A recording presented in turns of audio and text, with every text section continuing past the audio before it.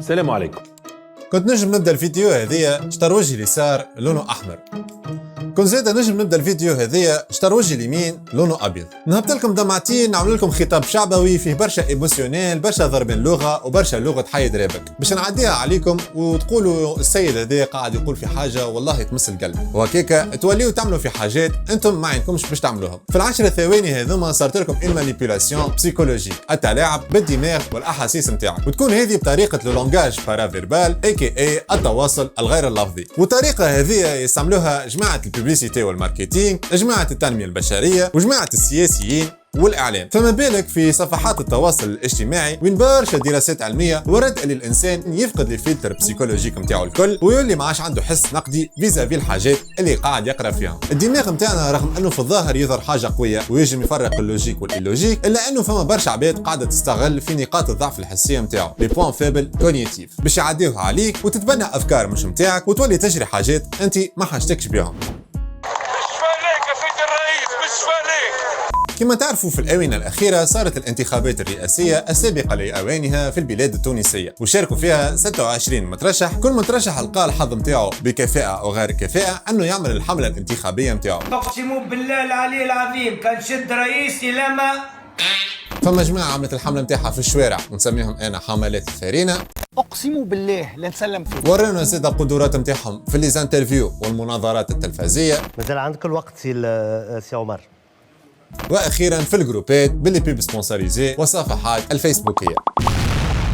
تو هوني في المقدمه نتاعنا قلنا الانسان نجموا نتلاعبوا بالدماغ نتاعو عبر صفحات التواصل الاجتماعي. هوني نجموا نطرحوا مع بعضنا سؤال: اسكو تم التلاعب بعقليه الناخب وتشويه الراي العام نتاعنا؟ والسؤال الثاني: شنو علاقه الفيسبوك بالانتخابات بصفه عامه وبصفه خاصه؟ عام 2016 فما واحد اسمه زانغ عمل دراسه في جامعه طوكيو الجابونيه على الانتخابات التايوانيه وقعد يشوف علاقه الفيسبوك والريزولتا نتاع الانتخابات التايوانيه. بدون مفاجاه لقى اللي المترشح اللي ربح في الانتخابات هذيا هو المترشح اللي عنده صفحه فيسبوكيه اللي فيها اكثر جيمات، فيها اكثر كومنتات، لايكوات وبارتاج، فيها اكثر رياكسيون. زاد تعمق في الدراسه نتاعو حب يشوف في البريود نتاع الحمله الانتخابيه شكون المترشح اللي صرف اكثر في لي بوبليسيتي سبونسوريزي، يعني تصنع باج تكتب فيها بوبليكاسيون وتعمل بوبليسيتي سبونسوريزي باش يشوفوها برشا عباد. طريقه انا زاد نستعملها اما مش ناثر فيكم سلبا. حاسيلو رقا اللي المترشح هذايا هو اكثر مترشح صرف فلوسه على الحمله الانتخابيه الرقميه في الفيسبوك نتاعو. ورقا زاده اللي ثاني مترشح عمل كونتر بروباغاند اللي هي قاعد يصير في الاشاعات على المترشح الاول وعمل عليه برشا دي بيب سبونسوريزي سوا ديزون باش يحطم المترشح الاول. بيان سور الدراسه هذه تلقاها في الديسكريبسيون نتاع الفيديو هذا. دونك هوني نفهموا حاجتين: المترشح اللي عنده برشا اكتيفيتي في الفيسبوك نتاعو هو المترشح اللي عنده اكثر هيمنه وحظوظ في النجاح في الانتخابات نتاعو. ثاني حاجه الكونتر بروباغاند، فما دراسات اخرى زاد الابوي الحكايه هذه ماشي في بالنا اللي تلعب ديما ضد المترشح نتاعنا، ولكن في حقيقه الامر الكونتر بروباغاند بصفه معينه تنجم تلعب في صالح المتنافس. عام 2016 زاد صارت الانتخابات الرئاسيه نتاع الولايات المنفصله الامريكيه. امريكا والطز وشاركوا فيها 17 مترشح في الانتخابات هذيا، ومن بيناتهم مترشح لوكس على الاخر، هوموفوب، عنصري، كاره الدنيا، يحب كمشي العرق الابيض، يحب يسكر الحدود نتاع البلاد نتاعو، ماهمش عاجبونه لي زيميغري اكسيتيرا اكسيتيرا. المترشح هذا هو افسد ما وجد على خلق الارض واسمه دونالد جي ترامب.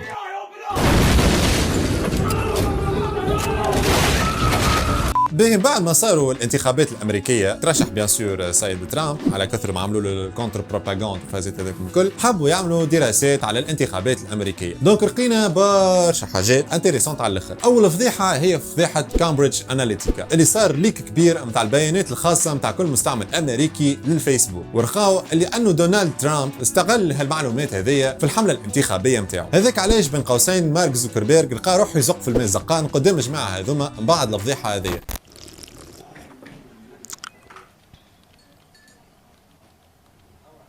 خاطر فيسبوك اون برانسيب ما عندوش الحق يعطي لي دوني بيرسونيل نتاع لي زيتيليزاتور نتاعو. يلقى روحه كامبريدج اناليتيكا عطات لي دوني هذوما المترشح انتخابي اللي بدلوا لو ريزولتا نتاع الانتخابات. دونالد ترامب استغل الحكايه هذه بطريقه ذكيه برشا، استغل لي دوني هذا وعرف كيفاش يقسم المجتمع الامريكي. قال مثلا الفئه هذه في المجتمع تحب السلاح، دونك انا نعمل فيديو نبروموتي فيها السلاح ونعمل بوبليسيتي سبونسوريزي تجيب لي كونش جماعه هذوكم. فما جماعه يكرهوا لي زيميغري ويكرهوا السود ويكرهوا الجماعه اللي جايين لامريكا من غير حتى فيزا وفازات هذيك الكل. دونك عمل فيديو يسب فيها في الجماعه هذيك وعمل لهم بيبليسيتي سبونسوريزي الجماعه هذوك. دونك قاعد يسيبلي كل مجموعه شنو تحب وهكا على كل لون يا كريمه. فما دراسات وراو اللي انه في الانتخابات نتاع الولايات المتحده الامريكيه صار التلاعب بالراي العام الامريكي اللي خلاهم يفوتيو العبد كاتاستروفيك.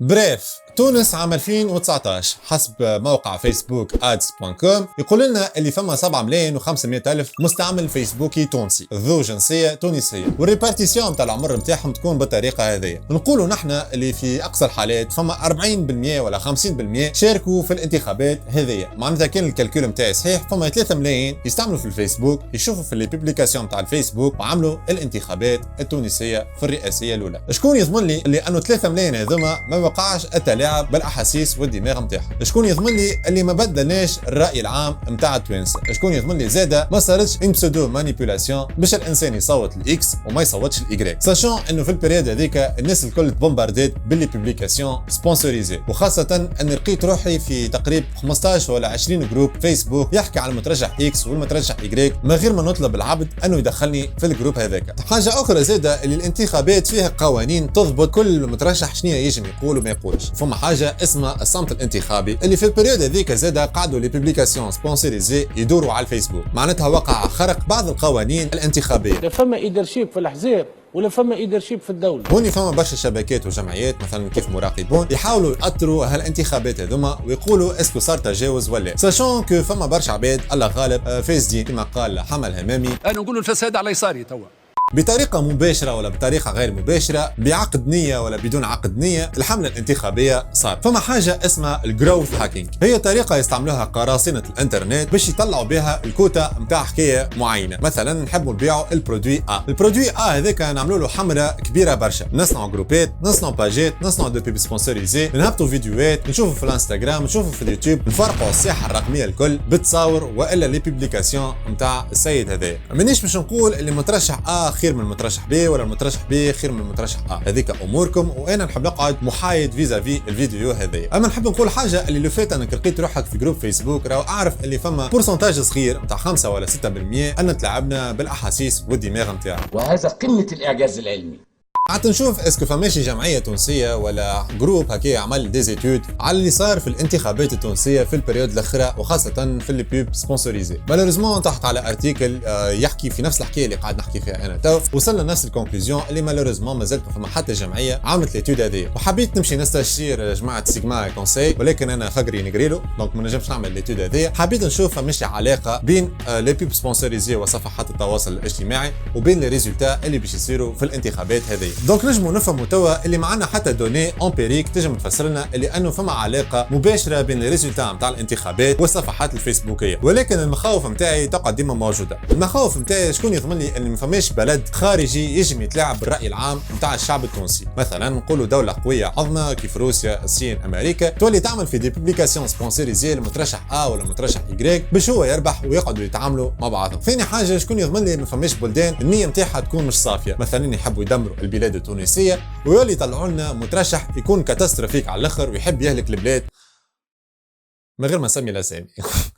والحقيقه قعدت نخمم برشا شنو الحل اللي نجموا نعملوه في البريود نتاع الانتخابات باش نحدوا من النزيف هذا. اسكو لازمنا نسكروا الفيسبوك ونرجعوا عمار 404؟ ولكن الطريقه هذه ماهيش ناجعه خاطر هي حد في حريه التعبير والتعبير عن الراي. ولكن من ناحيه اخرى باش نراقبوا صفحات التواصل الاجتماعي حاجه صعيبه على الاخر، والحقيقه توا ما عنديش حتى سوليسيون ابار مارك زوكربيرغ يسكر لي باج بوليتيك نتاعو الكل، ولا حاجه ما تساعدوش. دونك كان عندكم سوليسيون في الحكايه هذه حطوا في لي كومنتير الاراء والحلول نتاعكم، حاجه كيما انتريس على الاخر. صحيح انه المترشحين التوانسه مازالوا ماهمش يستعملوا بطريقه فعاله لي مويان دو مانيبيولاسيون نيميريك، مازالوا يستعملوا في الطرق القديمه كيف التلفزه، الاذاعات، الصحف، الحراك الشعبي والفازات هذوكم الكل. جوست انا بالفيديو هذه حبيت نعمل فتح افاق وحبيت نعطيكم فكره على الهيمنه الرقميه والتلاعب بالراي العام اللي قاعد يصير في العالم في البلدان القويه كيف امريكا، فرنسا، تايلاندا الى اخره الى اخره.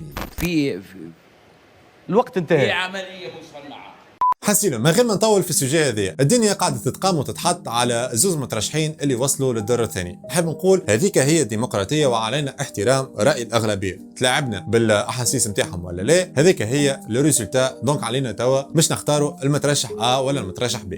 ثاني حاجه لازم تعرفوا اللي الرئيس الصلاحيات نتاعو محدوده، مهما كان الرئيس انسان ماسوني ميزوجيني ملحد كافر مسلم اخواني ولا اللي هو، الصلاحيات نتاعو ما تسمحلوش انه يعمل برشا حاجات، والعبره الكل هي في الانتخابات التشريعيه اللي باش يصيروا بيانتو. دونك ماذا بكم تمشيو تشوفوا البرامج نتاع المدن نتاعكم وتشوفوا شكون باش تختاروا في الانتخابات التشريعيه اللي هو البوفوار بصوت الشعب. دونك اي شاب قاعد يتفرج فيا ويحب يكون عنده صوت في البلاد نتاعو، ماذا بيه يقوم ويتحلحز من الكرسي نتاعو ويمشي يحط صبعه في الاحبار وينتخب ويعطي صوته، خير من اللي ما ينتخبش ويقعد ياكل في الغله ويسب في المل. يرحم والدين ولدي.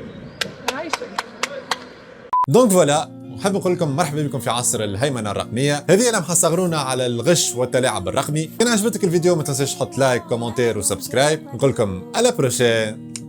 بيس. If I'm losing now, but I'm winning.